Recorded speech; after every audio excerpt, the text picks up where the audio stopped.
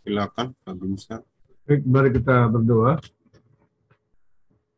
Bapa Surgawi, kami bersyukur kepada Dikau untuk anugerah Tuhan yang besar, yang memungkinkan kami bisa hadir di ruang Zoom ini untuk memuji Tuhan, memuliakan Tuhan, dan juga mendengarkan firman Allah.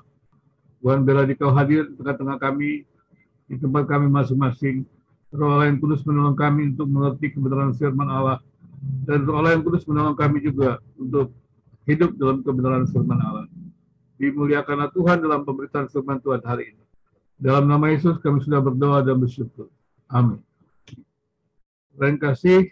Firman Tuhan hari ini terambil dari kitab Roma pasal yang ke-12. Kita akan membacanya mulai ayat yang ke-17. Kitab Roma pasal yang ke-12. Kita akan membacanya mulai ayat yang ke-12. Roma 17. Roma pasal 12 ayat 17 mulai. Janganlah membalas kejahatan dengan kejahatan. Lakukanlah apa yang baik bagi semua orang. Sedapat-dapatnya, kalau hal itu bergantung padamu, hiduplah dalam perdamaian dengan semua orang. Saudara-saudaraku yang kekasih, janganlah kamu sendiri menuntut pembalasan, tetapi berilah tempat kepada murka Allah. Sebab ada tertulis, pembalasan itu adalah hak. Akulah yang akan menuntut pembalasan, firman Tuhan. Tetapi jika seterumu lapar, berilah dia makan. Jika ia haus, berilah dia minum. Dengan berbuat demikian, kamu menumpukan bara api di atas kepalanya. Janganlah kamu kalah terhadap kejahatan, tetapi kalahkanlah kejahatan dengan kebaikan. Saudara yang dikasihi oleh Kristus, hari ini kita belajar mengenai bagaimana kita hidup dalam kasih dengan semua orang. Kita sudah belajar bagaimana kita menghargai persekutuan, hidup di dalam kasih, dalam persekutuan antar orang percaya. Dan kemudian hari ini kita belajar bagaimanakah gereja, bagaimanakah komunitas orang percaya itu hidup berdampingan dengan orang-orang lain, bahkan pada pribadi-pribadi ataupun komunitas yang memusuhi gereja. Kalau ini sudah dikasih oleh Kristus, dalam hidup di dunia yang penuh dengan kejahatan, bagaimanapun kita berusaha hidup baik, benar, kita tetap saja akan mendapatkan perlawanan. Karena kejahatan tentunya akan melawan kebaikan atau kebenaran. Tapi Alkitab berulang-ulang mengatakan, janganlah kalah dengan kejahatan, janganlah melawan kejahatan dengan kejahatan, tapi dikatakan, lawanlah kejahatan dengan kebaikan. Kalahkanlah kejahatan dengan kebaikan. Itu berulang-ulang dikatakan demikian. Sekarang pertanyaannya adalah, bagaimana seharusnya kita bisa hidup dalam dunia yang seperti itu? Alkitab sudah mengatakan bahwa dunia diciptakan oleh Tuhan. Dan semua orang yang diciptakan oleh Tuhan itu harus hidup memuliakan Tuhan. Kemudian, kalau kita melihat sejarah Alkitab, bagaimana sejarah keselamatan Allah, Allah selalu ingin membawa semua orang kepada dirinya. Semua orang untuk menyembah memuliakan Tuhan. Ketika Adam dan Hawa jatuh ke dalam dosa, maka kemudian kita juga melihat Allah membawa umatnya untuk memuliakan Tuhan. Ketika dia menghukum dunia ketika peristiwa Nabi Nuh. Padahal sesungguhnya Allah ingin sekali membawa manusia itu untuk memuliakan Tuhan. Tetapi kalau kita lihat dalam peristiwa Nabi Nuh itu, kemudian manusia melawan Allah, dan sekali lagi sebenarnya juga kalau kita lihat semuanya ingin dibawa kepada Tuhan. Tetapi kita melihat selalu saja manusia melawan Allah, dan akhirnya Tuhan memilih kelompok atau komunitas tertentu, yaitu bangsa Israel, yaitu orang percaya. Tujuannya bukanlah mengunggulkan sebuah bangsa, tujuannya adalah bukan mengunggulkan sebuah komunitas, tujuannya adalah tetap rencana Allah itu adalah untuk semua manusia. Allah mati, ataupun Yesus mati di kayu salib untuk menebus dosa semua manusia. Artinya adalah, ataupun pengorbanan Kristus itu cukup untuk menebus dosa semua manusia. Artinya adalah bahwa Allah itu mengasihi semua manusia. Dan orang percaya yang sudah merespon kepada kasih Allah harus hidup menjadi terang untuk menjadi saksi. Dan kemudian orang percaya itu hidup dalam komunitas bersama, baik sebagai individu maupun sebagai komunitas. Kita hidup dalam kehidupan bersama dengan orang-orang lain, dengan sesama manusia. Jadi katakan supaya kita tetap menjadi saksi Tuhan, kita harus menguatkan hubungan orang percaya. Setelah kita menguatkan hubungan orang percaya, kita juga harus menguatkan hubungan sesama manusia. Dan kalau orang percaya hidupnya dikuatkan, hidup dalam kebaikan, maka ketika dia bergaul dengan masyarakat di luar, maka dia menebarkan kebaikan. Kalau dunia yang jahat ini tidak ada terang, betapa gelapnya dunia ini. Pengamatan saya atau penelitian saya di beberapa tempat, di mana tokoh-tokoh agama ataupun komunitas-komunitas tertentu tidak ada yang menjadi teladan. Di situ menjadi persoalan besar kalau kita melihat dalam kehidupan bersamanya. Kadang-kadang kita melihat individualisme yang mengerikan sekali, bahkan kejahatan-kejahatan yang mengerikan sekali. Itu kenapa demikian? Karena tidak ada tiang-tiang moral. Jadi kalau gereja tidak bisa menjadi tiang moral, maka bayangkanlah bagaimana kondisi ini. Kalau para pemimpin bangsa ini tidak bisa menjadi tiang moral, misalnya DPR, misalnya pemerintah, tidak bisa. Bayangkanlah kondisi pemerintahan seperti itu. Tujuannya adalah orang percaya itu dipilih Allah untuk menjadi terang, menjadi kuat. Dia harus kuat dulu di dalam persekutuan. Harus kuat dalam persekutuan, menghargai sesamanya. Kemudian dia hidup bersama, juga menghargai sesama. Walaupun di sini dikatakan, tadi saya katakan, kadang-kadang kita bertemu benturan, konflik, bahkan ada orang yang musuh. Tapi dikatakan janganlah membalas kejahatan dengan kejahatan. Harus hati-hati. Ini adalah persoalan hubungan individu. Dulu saya pernah mendengar ada orang yang katanya membakar rumah ibadah. Kemudian ada yang mengatakan jangan dihukum karena kita penuh kasih. Itu salah, Bapak Ibu yang dikasihi oleh Kristus. Maksudnya secara pribadi kita tidak perlu membenci orang itu. Kita harus mengasihinya. Kita tetap harus membawa dia kepada Tuhan. Tapi maksudnya bagaimana kalau seperti itu? Itu adalah sebuah kejahatan. Dan kemudian konteksnya harus dilihat. Konteks pada waktu Alkitab dan konteks saat ini. Konteks Roma pada waktu itu adalah orang percaya menjadi kelompok yang sebenarnya kelompok-kelompok yang tidak legal. Jadi dia tidak bisa berharap dengan dengan kebijakan publik yang ada.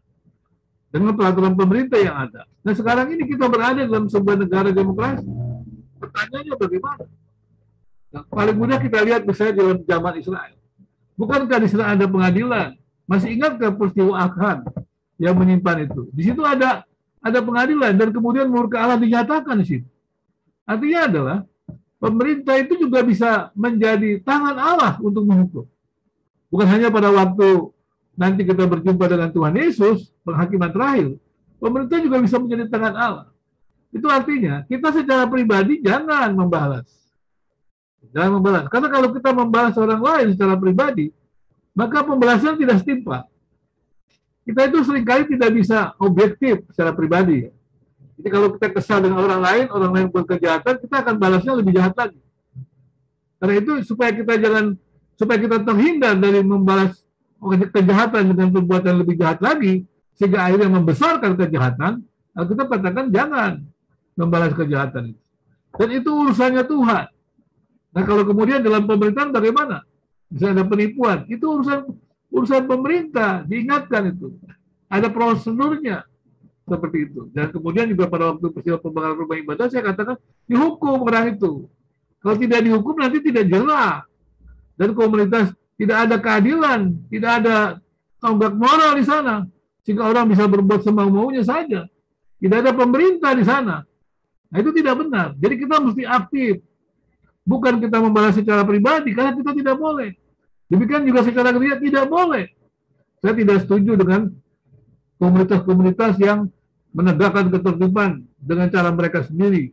Apalagi saya pernah mendengarkan dikatakan begini, kalau orang beribadah itu tidak bisa berhenti, pemerintah tidak melarangnya, kami yang akan melarang. Itu nggak benar. Kami yang akan bertindak itu tidak benar. Karena yang punya hak itu adalah pemerintah. Kalau kita baca di kitab Roma itu kan jadi pemerintah yang menegakkan keadilan Allah. Jadi kalau kita hidup dalam bersama itu bukan berarti kita diam saja, menerima saja. Bukan begitu. Itu berarti kita tidak terlibat dalam menegakkan keadilan. Jadi kita sudah belajar bagaimana membangun hidup bersama dalam gereja. Kita harus berkontribusi sesuai kemampuan kita. Jangan kita merasa kita segala-galanya, kita bisa segala-galanya. Jangan. Kita harus tahu di mana talenta kita. Kita harus mampu mengevaluasi diri kita. kelebihan dan kekurangan kita. Bagaimana kita bisa hidup bersama. Dan kemudian kita bisa menghargai kegagalan orang lain juga untuk tetap memelihara komunitas itu. Komunitas orang percaya, gereja itu. Karena bagaimanapun juga di dalam gereja itu kita semua adalah masih manusia yang berdosa, yang masih mengalami pengudusan dan masih mengalami kegagalan dan saling harus menerima untuk bertumbuh menjadi seperti Kristus. Dan itu dilakukan secara bersama. Dan setelah kita berlatih seperti itu, dan sekarang bagaimana kita berlatih dalam kehidupan bersama? Bukankah secara individu kita juga bergaul dengan banyak orang? Sekali lagi mereka semuanya adalah ciptaan Tuhan. Kita harus mengasihinya. Dan ketika pada sekali waktu kita menghadapi orang musuh kita, orang yang bertindak tidak tepat dengan kita, sekali lagi jangan membalas secara pribadi. Karena kalau kita membalas secara pribadi dengan kita sendiri, kita akan selalu membalasnya dengan lebih tidak adil gitu. Jadi itu yang adil pembalasan itu adalah dari Tuhan. Dan Tuhan memberikan apa? Itu pemerintahan.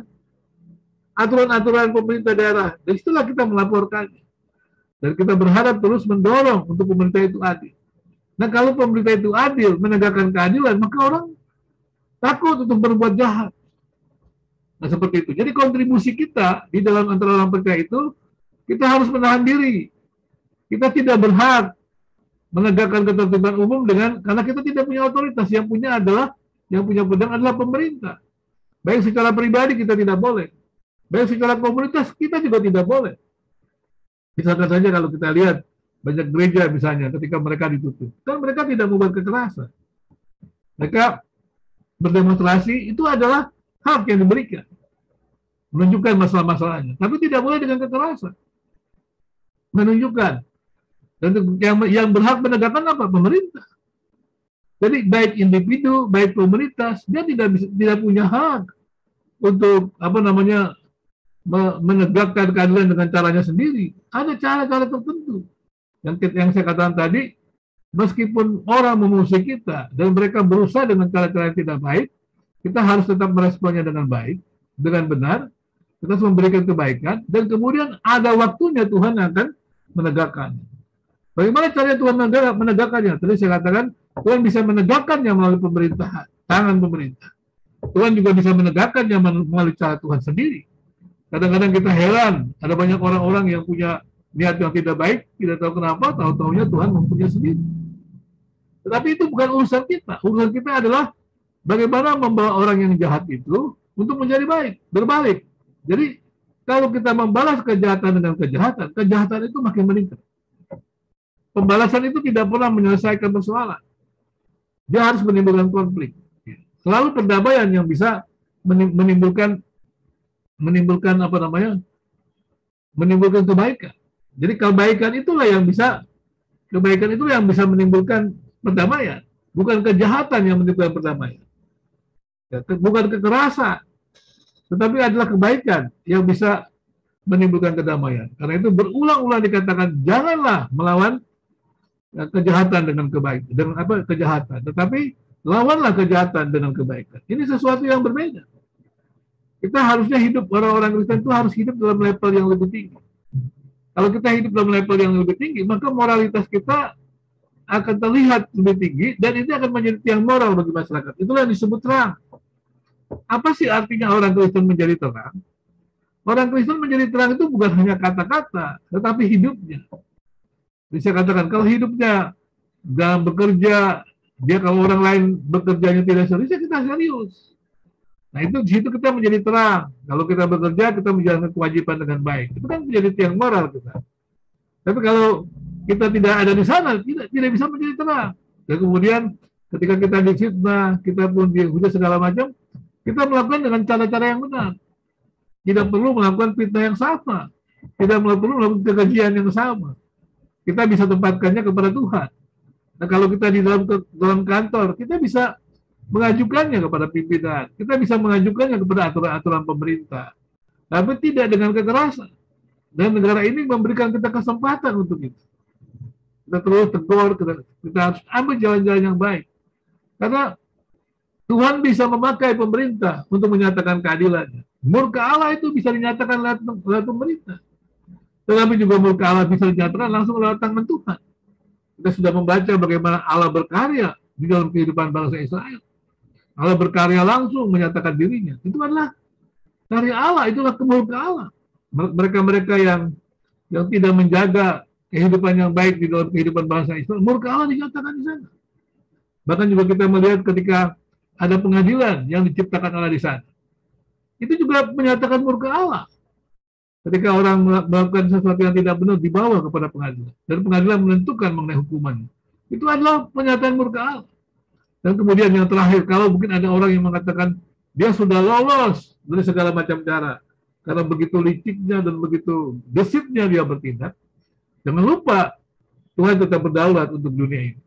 Suatu saat nanti kita akan berjumpa dengan Tuhan dan Tuhan yang adil itu akan menyatakan dirinya. Jadi saudara yang kasih oleh Kristus, pertanyaannya bagi kita sekarang pada hari ini adalah, bagaimana dengan kita semuanya? Apakah kita masih berpikir bahwa menjadi seorang Kristen berarti kita hidup dalam kasih tanpa keadilan? Ini saya katakan seringkali orang membedakan kasih dengan keadilan dan lebih repotnya lagi memisahkan. Jadi artinya kalau kasih ya kasih, adil ya adil, dipisahkan. Padahal kasih dan keadilan di dalam diri Allah itu tidak terpisahkan. Jadi Allah itu maha kasih, tapi Allah itu maha adil. Allah yang baik itu menghukum yang tidak baik. Allah itu tidak pernah melakukan ketidakbaikan. Nah, bagaimana Allah menghukum yang tidak baik? Sebenarnya ketidakbaikan seseorang sendiri, orang itu sendiri yang akan menghukum orang itu. Ketika Allah tidak intervensi dalam diri kita, maka kehancuranlah yang akan yang menjadi bagian kita. Apakah Allah intervensi dengan kejahatan? Tidak. Tapi bagaimana kejahatan bisa menghancurkan kita? Memang kejahatan akan menghancurkan dirinya sendiri. Bukan sebenarnya seperti itu. Dan kejahatan itulah yang menghancurkan. Sebenarnya kalau kita lihat, ketika Allah tidak intervensi dalam dunia ini, itu kehancuran. Neraka itu tidak ada Tuhan di sana. Tidak intervensi. Tempat di mana Tuhan tidak intervensi, tidak ada damai sejahtera. Ini persoalan juga. Ya. Bisa nggak kita membangun hidup yang baik tanpa intervensi Tuhan? Tidak bisa. Kehidupan kita di dunia ini menyatakan, kalau kita hidup dalam dunia ini sekarang ini, kita tidak mohon kepada Tuhan, kepada Roh Kudus tiap-tiap hari, kita tidak bisa memuliakan Tuhan. Jadi jangan berpikir karena kita ini percaya kepada Yesus, dan kemudian tiap-tiap hari kita merasa hebat, kuat. Tidak. Karena kita percaya kepada Yesus, maka kita hidup dalam Yesus. Hidup dalam pimpinan Roh Kudus. Kita bisa terus gagal kalau kita tidak mengandalkan Tuhan, mengandalkan Roh Kudus. Mengandalkan pimpinan Tuhan. Kalau Tuhan tidak intervensi, Tuhan tidak memimpin hidup kita akan mengalami kegagalan. Jadi jangan berpikir kita itu berhasil karena kita. Tidak. Kita itu berhasil karena anugerah Tuhan. Itulah sebabnya kita terus mencari Tuhan, kita terus berdoa kepada Tuhan, kita mencari kehendak Tuhan seperti itu. Nah, kalau itu kita lakukan dalam hidup pribadi dan hidup bersama, kita akan lihat karya Tuhan itu. Dan kemudian ketika kita hidup bersama dengan orang lain, sekali lagi, tadi saya katakan, kalau kita sudah terbiasa melihat kasih dan keadilan Allah yang tidak terpisah, bisa dibedakan, tapi tidak terpisah, di situ kita akan bisa membangun kehidupan etis bersama dengan orang lain. Kadang-kadang kita tidak mampu melihat hal seperti itu. Kasih tetapi mengabaikan keadilan. Padahal inti dari kasih itu adalah keadilan. Karena kalau kasih tanpa keadilan, itu kekacauan terjadi. Tapi inti kasih adalah keadilan. Justru karena Allah mengasihi kita lah, Dia menebus dosa kita. Tapi tidak bisa Allah menebus dosa kita tanpa menyatakan keadilannya. Keadilan Allah itu dinyatakan, dosa harus dihukum, dan hukuman itu ditimpakan kepada Yesus. Jadi Allah menyatakan keadilan, bahwa dosa harus dihukum, dan hukuman dosa itu ditanggung oleh Yesus. Seperti itu Bapak Ibu yang dikasih oleh Kristus. Dan kemudian sekarang adalah dalam hidup bersama seperti itu juga.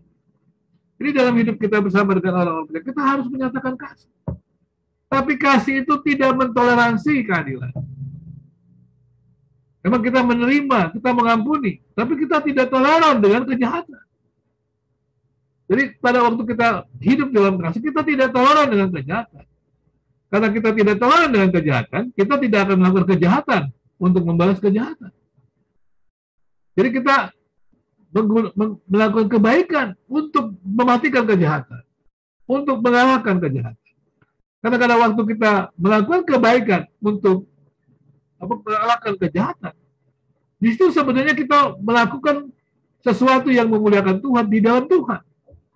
Jadi dalam hidup bersama itu kita mengandalkan Tuhan. Nah, kemudian pertanyaannya, bagaimana kalau orang itu terus menyerang kita? Tadi kan saya katakan, kalau kita hidup di dalam Tuhan, hidup dalam kebaikan, hidup dalam kebenaran, Tuhan yang akan menghukumnya. Jadi jangan kita yang menghukum, karena kita adalah orang yang bisa salah, subjektif, tidak adil. Biarlah yang menghukum adalah Tuhan. Tapi kita tetap harus melakukan keadilan, kebaikan, dan kebenaran. Nah, kemudian tadi saya katakan bahwa teruslah memberikan kebaikan. Kalau sampai orang diberikan kebaikan terus tetap keras kepala, nah itu urusan dengan Tuhan. Dia pasti akan mengalami persoalan untuk dirinya sendiri. Tapi kalau kita memberikan kebaikan pada kejahatan, orang itu akan bertobat, datang kepada Tuhan. Kalau dia tidak bertobat, Tuhan yang menghukum dia. Tuhan menghukum dia bagaimana? Tadi saya katakan, dari pemerintahan yang adil. Ya. Jadi kalau kita lihat korupsi, mungkin orang sama maunya akhirnya dia dihukum. Nah kalau sudah telah hukum kan malunya luar biasa. Seperti itu misalnya contohnya.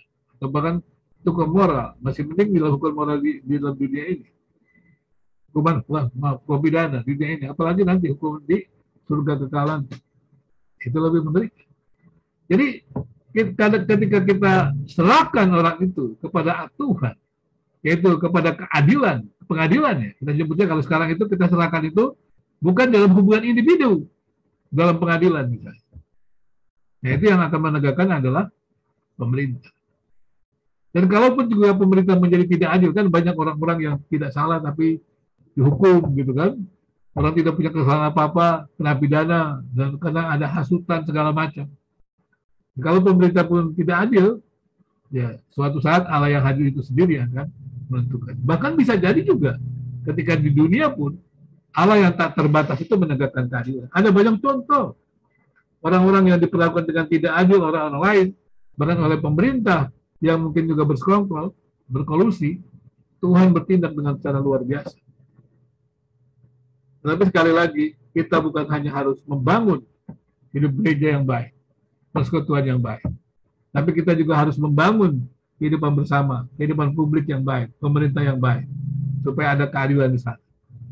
Supaya orang-orang yang hidup benar itu mendapatkan tempat yang baik. Karena ada keadilan, ada kedamaian di sana, itu hidup bersama menjadi lebih baik. Dan kemudian yang ketiga tentunya kita menantikan kehidupan yang lebih baik lagi pada waktu di surga kekal. Tapi kalau kita sampai tidak mendapatkan itu juga, kita sudah berusaha, yang paling tidak kita sudah berusaha menjadi sebuah jemaat yang baik, di keluarga yang baik, hidup yang benar, dan kemudian dalam hidup bersama kita tidak mendapatkan itu juga. Jangan lupa Tuhan tetap berdaulat atas segala sesuatu.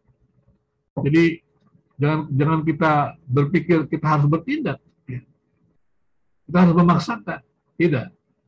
Ya, memang ini nanti kita bisa bicara lagi lebih dalam lagi tentang hal-hal seperti itu.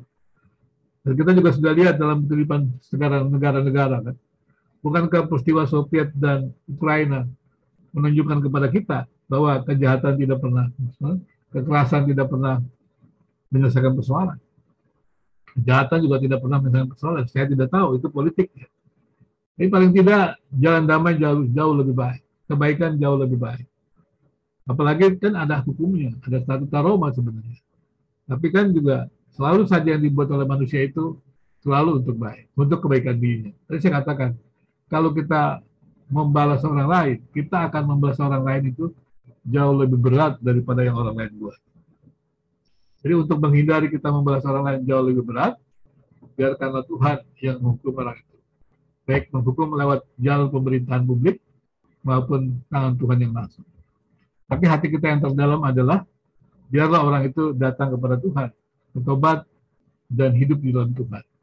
Karena kita tidak menginginkan hukuman atas orang itu. Seperti Tuhan mengasihi kita, menebus dosa kita, kita juga tidak menginginkan hukuman atas orang itu. Kita membalaskan kebaikan tujuannya adalah supaya orang itu kembali kepada Tuhan. Orang itu bertobat, bukan untuk dihukum. Kita tidak punya niat untuk orang itu dihukum, tapi niat itu kembali kepada Tuhan. Pemerintah juga yang menghukum orang yang bersalah, bukan menghancurkan, tetapi mengembalikan orang itu kepada yang benar. Suatu saat nanti ketika Tuhan menyatakan dirinya, disitulah persoalan yang besar sekali. Kalau kita tidak memiliki komitmen untuk hidup dalam kebenaran. Ini selain kasih oleh Kristus, tantangan apapun juga, ya dalam hidup bergereja segala macam itu, kita boleh melaporkan. Apalagi saya banyak melihat itu banyak gereja yang persoalannya dan hal yang lain. Kita harus terlibat dalam persoalan publik. Kita bukannya membalas kejahatan, tapi kita tidak boleh membuat kejahatan. Tapi dengan kebenaran adalah apa? Supaya mengingatkan. Misalnya ada orang membakar rumah ibadah. Jangan kita katakan, biarkan saja. Itu bahaya itu. Tapi kita beritahu bahwa tindakan itu adalah tindakan kejahatan. Dia tidak boleh melakukan itu. Dan kemudian kita berikan kepada pemerintah. Pemerintah harus bertindak adil. Jika kemudian hidup bersama menjadi adil. Tapi kita mesti terlibat. Bangunlah hidup bersama kita dalam gereja dengan baik. Dan kemudian terlibatlah dalam pembangunan hidup bersama bangsa dan negara untuk kebaikan kita semuanya. Sampai menantikan kedatangan Yesus yang kedua kali. Amin. Mari kita berdoa. Tuhan, kami bersyukur untuk anugerah Tuhan yang besar. Tolonglah kami untuk mampu tidak membalas kejahatan dengan kejahatan, tapi membalas kejahatan dengan kebaikan untuk mengalahkan kejahatan. Dan kami juga mohon Tuhan, biarlah tangan Tuhan sendiri yang menyatakan keadilan Tuhan di tengah-tengah hidup bersama kami. Tapi satu hal yang kami rindukan adalah setiap orang yang mungkin tanpa sadar, tanpa kami ketahui memusuhi kami, biarlah Tuhan mengampuninya, membawanya ke dalam kebaikan. Dan kemudian biarlah pemerintah yang adil mengembalikan mereka-mereka yang berbuat tidak adil, berbuat jahat. Untuk kemudian seluruh bangsa ini, semua manusia yang Tuhan ciptakan dapat memuliakan Tuhan. Kami mohon Tuhan biarlah seperti kasih Tuhan dilimpahkan kepada kami, kepada semua manusia yang berdosa. Bila Tuhan Yesus menanggung dosa kami di kayu salib, biarlah kasih itu juga ada dalam hidup kami, yaitu menginginkan semua orang datang kepada Tuhan untuk memuliakan nama Tuhan. Terima kasih Bapak. Dalam nama Tuhan Yesus kami sudah berdoa dan bersyukur. Amin. Baik, jemaat yang dikasih oleh Kristus, bersama dengan orang percaya di seluruh muka bumi, marilah kita mengucapkan pengakuan iman kita.